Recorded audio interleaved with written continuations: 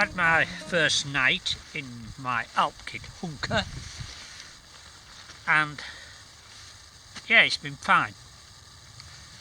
The material is very light, making the whole package light obviously. The lack of a zip wasn't too great an issue. It did mean I had to slither in and out like a snake when I needed to move. The only thing I would say, and I'm agreeing with reviews that you'll find online, that if you're taller than me, 5'7", I would suggest you go for the Hunka XL, because one of the biggest complaints is that people say that when they get inside it, it's compressing their sleeping bag, they haven't got room to move their legs or stretch a little bit. For me it was okay. I couldn't stretch out as far as I would be able to in my other one, but it was perfectly adequate for what I needed. How well it'll stand up to the test of time, I don't know, but I am going to continue to use it simply because of the lightweight. And if you think this is another expensive piece of kit I've bought, not really actually. This one was £52. The XL is, I think it's about 55. Now let me readjust that. This one was about £42. The XL is £55. That's correct now. And when you finish with it, it's got this little mesh attachment on the bottom, and you just fold it back up into itself, into a nice neat little package that will take up very little room in your rucksack. And if you really want to travel light and have no tarp and just have something to jump into underneath a tree or something, then this will probably be ideal. But as I said, I would be careful about your ground conditions and make sure that there's no thorns or sharp things that are going to go through it. But at the end of the day, that's the same with most of the kit we have. Okay, I don't think I've made the best job of that. It was not what I'd call very professional, but that's what you've got. £42, and it should keep you dry. Underneath here, in the right conditions, you get a lot of condensation, so keeping that sleeping bag dry, especially seeing as I'm using a down one, is essential. Right, what shall we have a look at next? Now you might think this is where Clarky gets his burner on, or a fire going, and gets his breakfast. Well, if you remember last time I was up this region, I came to cook my Aberdeen Angus burger, and the gas regulator wasn't working, couldn't cook it. Had to head down, find some woodland where I could get a fire going to cook my food. And then I got to be thinking, well, I keep going on about, human beings can live for 3 days without water and 3 weeks without food. I went on a survival course with a company called True Waste Survival a few years ago, and it was a 5-day course, and they sort of run you down sleep-wise and food-wise for about 3 days, filling you with lots of knowledge during that time. And in the last 36 hours, they send you off with 3 layers of clothing on and a knife. One knife, whatever you've brought with you. And you've got to set up your own shelter, you've got to create signal fires that have to be kept going from 10 o'clock till 2 in the morning. You've got to make a smoke signal that will punch through the tree canopies. There's a lot of things to be cracking on with. And you might think, well, that's going to use a bit of energy. So what did they give us to sustain us for this 36 hours? Well, I'll show you. Somewhere in my pack here, I've got my food ration for the next 3 to 4 days. This is what they gave us. 2 of these. So that's 36 hours, 2 of them. So what did I do? I cut it into 4 chunks. So altogether I had 8 chunks. And I worked out that I could have one every 4 hours, thereabouts. And that's what I did. Now, I thought I can give that a go. Instead of carrying food, I'm trying to get the weight down, remember. Instead of carrying food and cooking equipment, why not just take a couple of Snicker bars? If I take 4, that'll be enough for 3 or 4 days, won't it? Well, I decided that I wasn't quite that stupid or tough. So I brought some other bits somewhere in here. Here we are. All sorts of things falling out of here. We'll sort them out in a minute. I've got raisin bar and I've got chocolate chip with nuts in. So this is it. This is my plan for the next 3 days. Is one of each of these.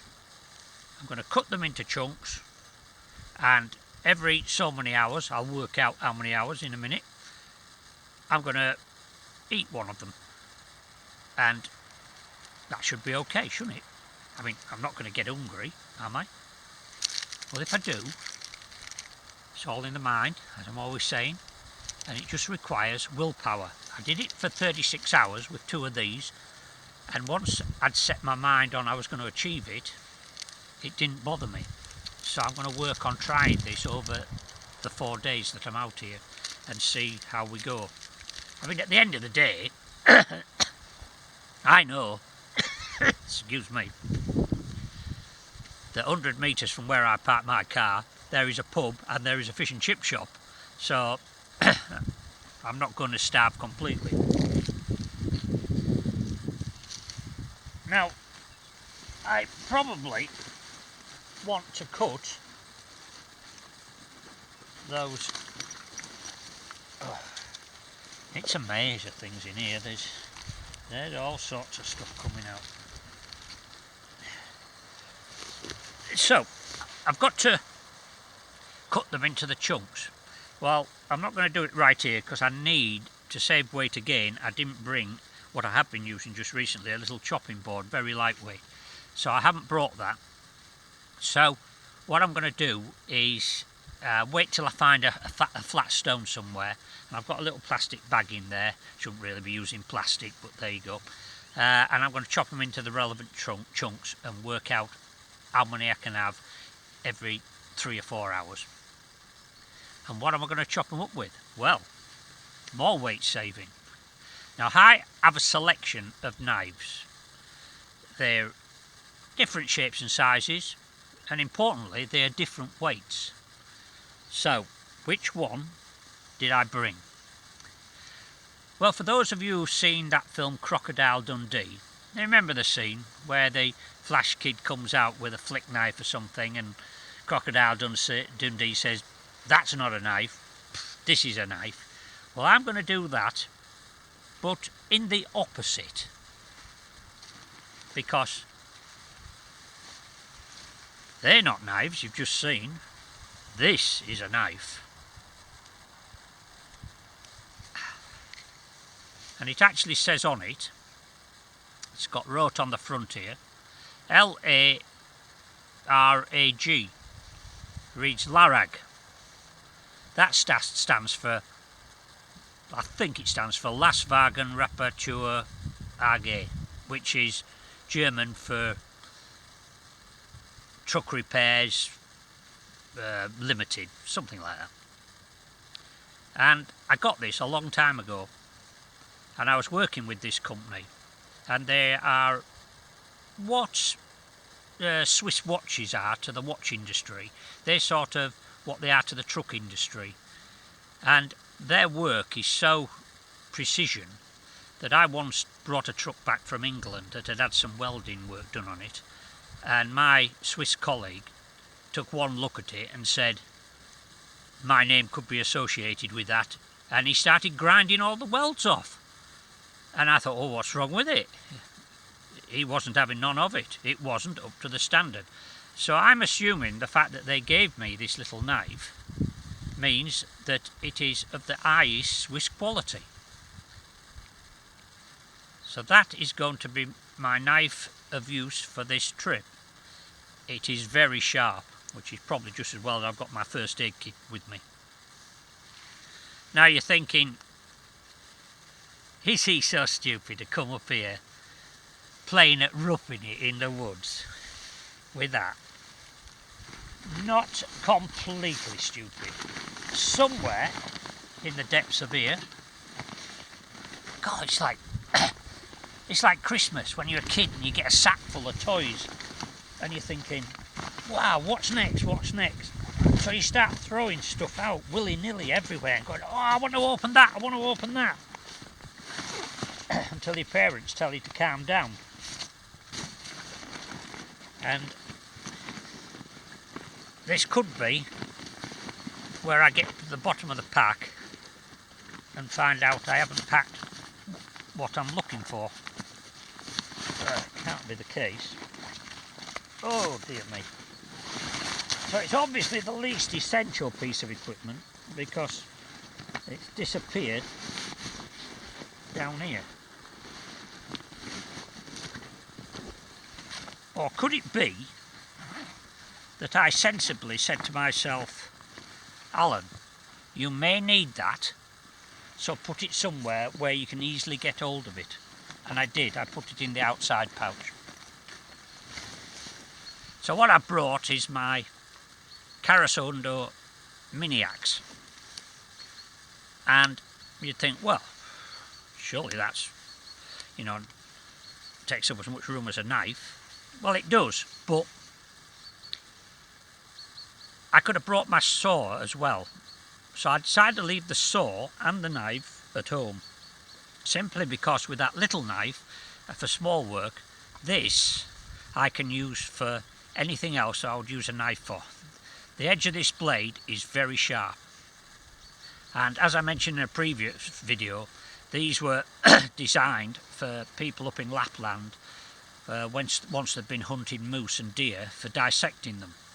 So you can use it for small chopping jobs, but you can also use it as a knife. I can cook with it, I can whittle away with it, preparing tent pegs or stuff like that.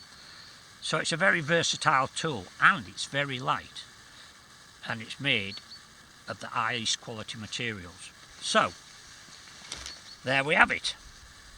Alan's equipped, ready to feed himself and defend himself should one of those big deers with the big horns come out and start poking him in the bum in the middle of the night.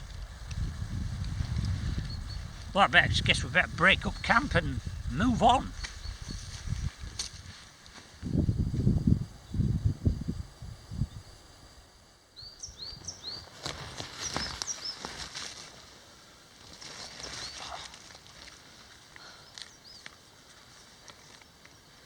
All packed, ready to go. Where are we going? Let's have a look on this map. I've got a rough idea the direction I want to go. But let's look at the first leg and get it more in detail and see if I can get there without getting lost. You want to have a look?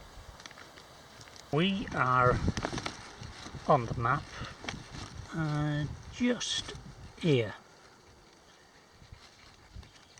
give or take an inch, and first objective is to work our way down through this forest and try and get onto this marked road, which will then take us all the way out onto the moor, and once we get to here we'll have a look and see where we're going.